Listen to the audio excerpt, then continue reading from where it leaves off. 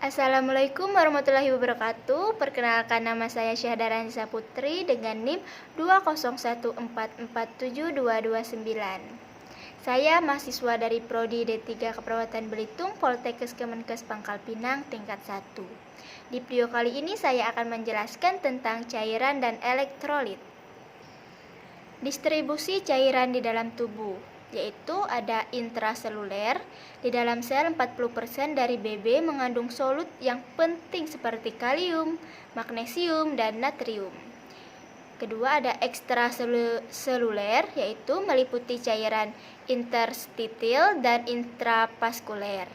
Cairan interstitil berada di sekitar sel yang merupakan lingkungan eksternal sel dengan nilai 15% dari BB. Sedangkan cairan intravaskuler disebut juga plasma, merupakan 5% BB. Komposisi solut sama dengan cairan intraseluler, tetapi proporsinya berbeda. Pengertian kalium. Kalium itu adalah ion utama di intraseluler, sementara natrium adalah ion utama di ekstraseluler. Komposisi cairan tubuh yaitu ada elektrolit, senyawa yang jika dilarutkan di dalam air akan terurai menjadi partikel bermuatan positif atau kation dan partikel bermuatan negatif atau anion, misalnya yaitu natrium, kalsium, kalium, dan magnesium. Elektrolit diperlukan oleh tubuh untuk menjalankan fungsi vital seperti aktivitas neuromuskular. Yang kedua ada mineral. Mineral ini berperan dalam aktivitas penting tubuh seperti metabolisme makanan. Contoh mineral penting adalah zinc dan zat besi. Yang ketiga ada sel yaitu SDM dan SDP. Pergerakan cairan tubuh. Cairan dan elektrolit selalu berpindah dari satu kompartemen ke kompartemen lain agar keseimbangan selalu terjaga. Cairan dan elektrolit berpindah dengan cara pertama difusi, pergerakan partikel dari larutan dengan konsentrasi tinggi ke larutan dengan konsentrasi rendah. Kedua ada osmosis, yaitu pergerakan pelarut dari larutan dengan konsentrasi rendah ke larutan dengan konsentrasi tinggi melalui membran semi-permeable. Kecepatan osmosis bergantung pada konsentrasi solut, suhu larutan, muatan listrik, zat larut, dan perbedaan tekanan osmotik larutan. Yang ketiga ada filtrasi, yaitu proses di mana solut dan solvent bergerak dari satu kompartemen ke kompartemen lain akibat perbedaan tekanan hidrostatik. Yang keempat ada transport aktif, yaitu perpindahan zat terlarut melawan gradien tekanan dan konsentrasi.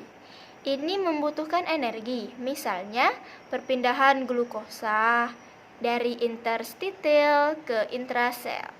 Osmolalitas menggambarkan tekanan osmotik cairan. Osmolalitas plasma sekitar 280 sampai 295 mOSM per kilogram. Isotonis yaitu larutan dengan osmolalitas sama dengan plasma. Di sini dijelaskan bahwa hipotonis itu sekitar 0,45% NaCl dan 2,5% dextrose, sedangkan hipertonis hanya 5% dextrose.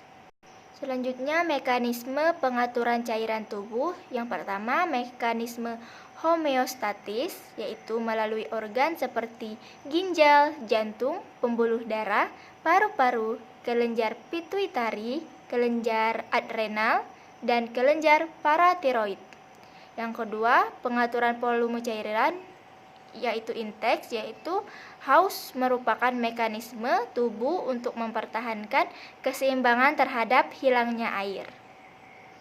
Pengaturan cairan tubuh pertama intake, yang mekanisme hausnya diatur oleh pusat haus di hipotalamus, bekerja karena sensor atau osmoreseptor mendeteksi peningkatan konsentrasi plasma. Sumber lainnya yaitu seperti buah dan sayuran. Sedangkan output yaitu ginjal seperti urin, kulit, sensible water loss, insensible water loss, paru-paru, pencernaan.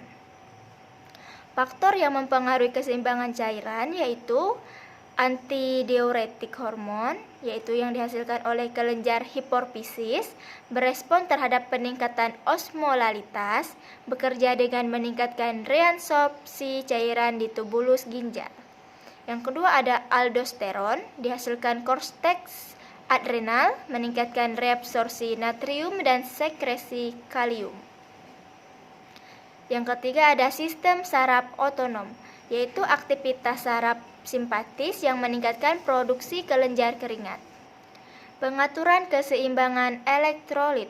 Yang pertama ada natrium. Natrium ini dipengaruhi oleh intake, aldosteron, dan urin output. Nilai normal di plasmanya yaitu 135 sampai 145 MEq per L. Yang kedua ada kalium. Kalium ini berperan dalam pengaturan keseimbangan asam basa dan neuromuskuler. Jika terjadi peningkatan reabsorpsi natrium, kalium akan diekskresi. Nilai normalnya yaitu 3,5 sampai 5,3 MEq per L. Yang ketiga ada kalsium. Kalsium ini dipengaruhi oleh paratiroid hormon dan tirokalsitonin. PTH mengatur keseimbangan antara kalsium tulang, reabsorpsi kalium di GIT, dan ekskresi kalium di urin. Tirokalsitonin ini menghambat pelepasan kalsium dari tulang. Nilai normalnya yaitu 4 sampai 5 MEq per L. Yang keempat ada magnesium. Magnesium ini berasal dari makanan dan diekskresikan melalui ginjal. Nilai normalnya 1,5 sampai 2,5 MEq per L. Yang kelima ada klorida. Klorida ini diatur melalui intake, ekskresi, dan reabsorpsi di ginjal. Nilai normalnya yaitu 100 sampai 106 MEq per L. Yang keenam ada bikarbonat. Bikarbonat ini ginjal yang mengatur ekskresi dan reabsorpsi bikarbonat. Bikarbonat adalah buffer kimia yang sangat penting. Nilai normalnya yaitu 22 sampai 26 MEq per L. Yang terakhir ada fosfat. Fosfat ini diatur oleh ginjal, PTH, dan vitamin D. Keseimbangan asam basa.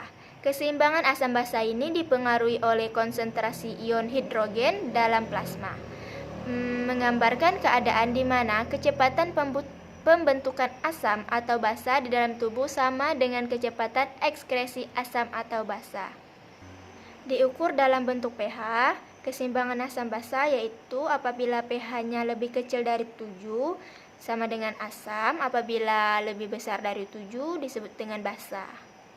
Gangguan keseimbangan. Gangguan keseimbangan cairan yaitu pertama ada kekurangan cairan, kedua ada kelebihan cairan, ketiga sindrom kompartemen yaitu cairan bertumpuk di interstitil, keempat ada hiperosmolar atau dehidrasi yaitu penurunan ADH, kelima ada hipoosmolar yaitu peningkatan ADH. Gangguan keseimbangan elektrolit yaitu hipo dan hipernatremia, hipo dan hiperkalemia, hipo dan hipermagnesemia, hipo dan hiperkloremia. Asuhan keperawatan pada gangguan pemenuhan cairan dan elektrolit. Pertama, melakukan pengkajian seperti riwayat kesehatan, misalnya tidak makan atau minum, sulit makan, kehilangan yang berlebihan lewat seperti muntah, diare, keringat karena panas, dry neck luka, luka bakar, suction, mendapat pengobatan diuretik, post-operasi, penyakit kronik, ginjal dan GGN hormon, tekanan darah menurun, denyut nadi cepat, mulut kering, mata cekung, kulit pucat, turgor jelek atau tidak elastis, lemah, berat badan menurun, anuri, oliguri, oedem. Pemeriksaan elektrolit dalam darah yaitu kalium, natrium, klorida, AGD. Diagnosa keperawatan Defisit atau kekurangan volume cairan berhubungan dengan pengeluaran urin berlebihan karena penyakit, hilangnya evaporasi pada pasien luka bakar, asupan cair yang tidak adekuat, pendarahan.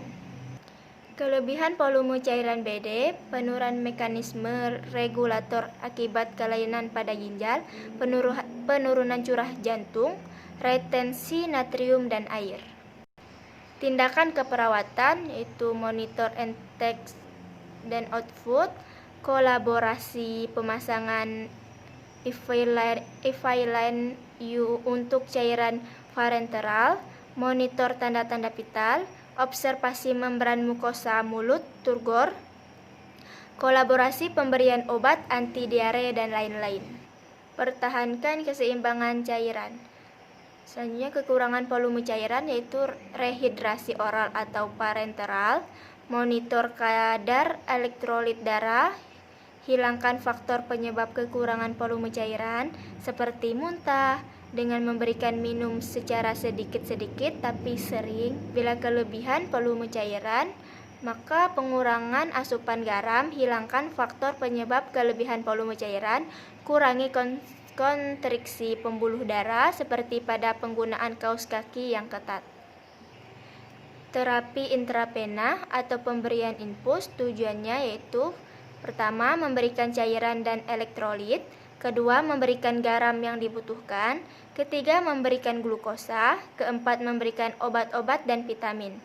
Cara menghitung cairan infus yaitu tetes per menit sama dengan volume total infus per total waktu infus dalam menit. Reaksi transfusi hemolitik yaitu tubuh dingin, sakit kepala, demam, dispenia, kianosis, sakit dada, takikardi, hipotensi. Intervensi yaitu hentikan transfusi bilas dengan NS, lapor dokter, kolaborasi cross match darah monitor TTV. Febris yaitu seperti demam, dingin, mual, sakit kepala, muntah, diare. Intervensinya sama dengan hemolitik. Ketiga ada alergi yaitu dyspnea, oedem, hidung tersumbat, urticaria atau gatal dan merah pada kulit. Intervensinya hentikan transfusi, bilas dengan NS, lapor dokter, kolaborasi pemberian obat, monitor TTP. Dua jenis transfusi darah yaitu red blood cells atau facet cells, kedua whole blood. Evaluasi keperawatan yaitu evaluasi dapat dilihat dengan mengukur intake output selama 24 jam. Mungkin itu saja yang bisa saya sampaikan. Apabila ada kesalahan kata, saya minta maaf. Kepada Allah saya mohon ampun. Saya akhiri. Wabillahi taufiq wal hidayah. Wassalamualaikum warahmatullahi wabarakatuh. Terima kasih.